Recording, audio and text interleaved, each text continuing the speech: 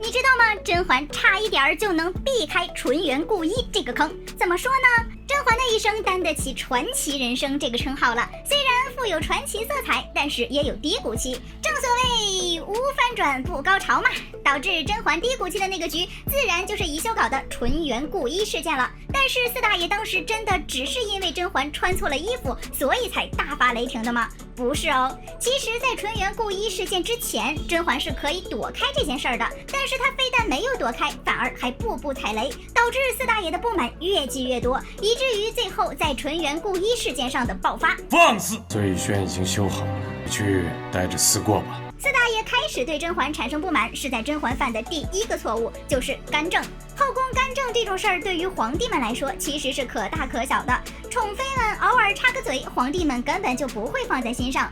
甄嬛就是干政太多了，每次都闹得人尽皆知。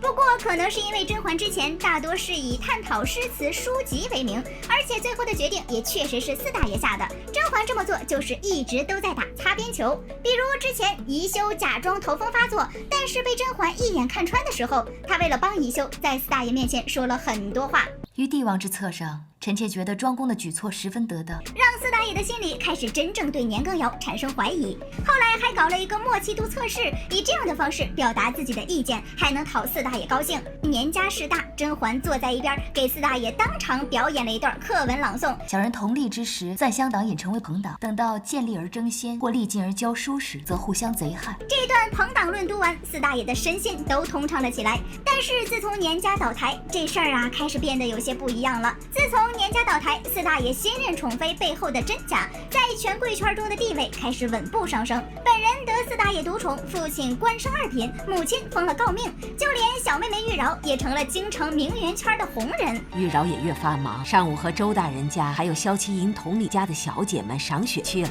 在这种情况下，甄嬛的脑子还是很清醒的，即便是受到如此荣宠，也还是很警惕。如今年氏一族销声匿迹，而我甄家却背慕皇恩，还望父亲更加谨言慎行。但是道理都懂，又有几个人可以真的做到呢？起码甄嬛就不行。虽然她心里一直告诉自己一定要比从前更加警惕，但是在经历了前面那么多受宠失宠的事情之后，总是会觉得疲惫。尤其是自己最大的敌人已经被自己给扳倒了的时候，甄嬛嘴上说着要警惕，但实际上心里还是松了一口气。经历了宫斗，而且又认为宫里已经没有敌人了，那肯定是要松口气，好好放松一下。就这一松，出事儿了。之前甄嬛都是谨小慎微的，在回答四大爷的问题，偏偏这一次她大意了。甄嬛非常直接的向四大爷开口，让他给洪轩封爵。四大爷内心 OS： 不得了了呀，你在教朕做事啊！而且这事儿当天就上了紫禁城热搜，后宫众人纷纷热议。那边宜修正想悄咪咪搞事情呢，甄嬛这么一整，直接把证据给人家包邮到家了。其实太后提醒过四大爷，让他不要把政务总讲给甄嬛听，毕竟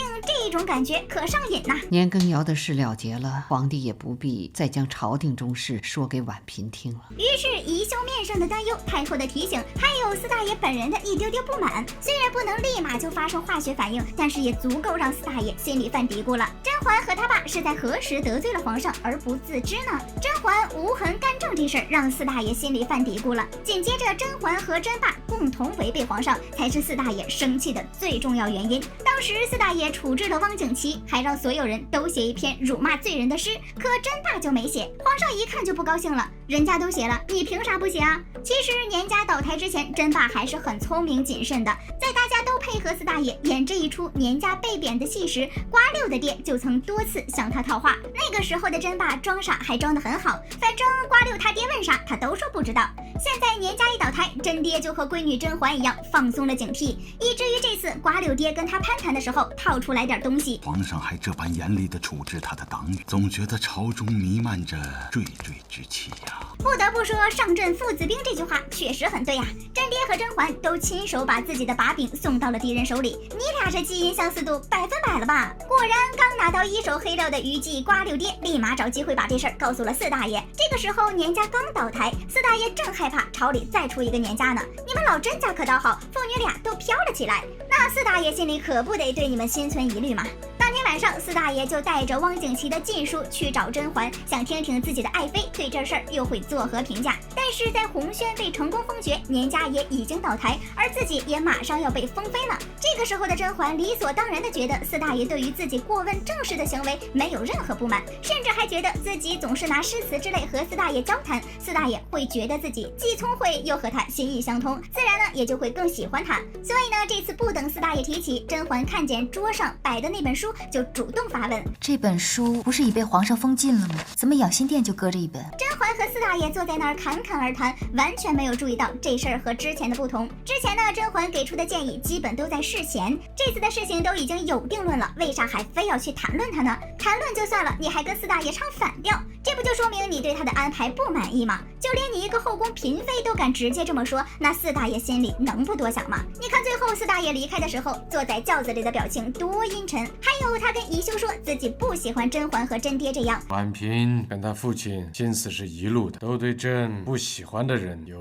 怜悯之心。这明显是对于甄嬛和甄爹的做法极其不满意，甚至内心还觉得甄家也快成为下一个年家了。在这种情况下，四大爷自然就对甄嬛也有了防备之心。姐妹们，纯元故衣事件背后远没有你想的那么简单。你以为只是穿错了一件衣服就能把甄嬛打趴下吗？单纯了，单纯了。其实四大爷心里早就对嬛嬛有所芥蒂了。经历了甄嬛干政以及甄家父女俩在汪景祺的事情上一致反对四大爷，四大爷的心里呀早就对姓甄的憋着一股气，尤其是他刚经历过年家的事情，很害怕再出一个年羹尧同款。这人呐，心里一旦有了怀疑的种子，不管对方做什么，他都能自动加上一层阴谋论滤镜。其实甄嬛如果像之前一样谨慎的话，不难看出四大爷对他们家的不满。但是偏偏甄嬛在年家倒台之后，以为这宫里没人再跟他作对，危机意识在不知不觉中慢慢的消散，对四大爷的情绪也没有过多的关注，反而一直期待着自己的封妃大典，想着自己马上就要站到妃位了，甄家的荣耀时代也已经到来。安逸的生活麻痹了甄嬛的精神，所以在发现吉服破损的时候，甄嬛选择了最愚蠢的解决方法。为啥说她这次蠢呢？因为这事儿的漏洞太多，但是甄嬛愣是没发现。首先是吉服的制作问题，像这种衣服的制作都应该是宜修这个皇后监制，由内务府协助的。那么现在吉服出现了问题，也应该是宜修或者是内务府的责任。即便是甄嬛认为自己和宜修一派，不想让他受责罚，那派人过去通个气儿，禀明四大爷是内务府办事不力，把过错全揽在内务府不就好了吗？其次就是江忠敏说这衣服是宜修的旧衣服，前2天皇后宫里拿了件衣裳来缝补。可是身为皇后的宜修根本没有经历过什么封妃，怎么会有封妃一制的吉服？反而是宜修的嫡姐纯元皇后，不管是在谁面前都颇受宠爱，所有人都会给她最好的。纯元拥有这件衣服的可能性比宜修大多了。可是甄嬛根本就没有多想，穿上衣服就急急忙忙的走了。但四大爷这边正憋着气儿呢，看见甄嬛穿成这样，心里挤压的那些生气愤怒，在这一刻全部都爆发了出来，才导致甄嬛被禁足碎玉轩，叫天天不应，叫地地不灵的场面。在甄嬛的角度来看，她是承受了无妄之灾，但其实在这件事情上，她犯了不可弥补的过错。先是和自己爹一样欠收拾，把自己的黑料亲手送给敌方，后来又乱说话，引起四大爷不满。但是已经进入舒适圈的甄嬛还神经大条的没有发现他情绪不对，这才导致了四大爷对他对整个甄家起疑心。最后这些负面情绪又都在纯元故衣事件时爆发。但凡甄嬛中间再像之前谨慎一点，避开路上的陷阱，他就不会到最后那种境地了。所以说走出舒适圈很重要呀。好了，本期视频就到这里了，宝宝们别忘了点赞评论哦，啾咪。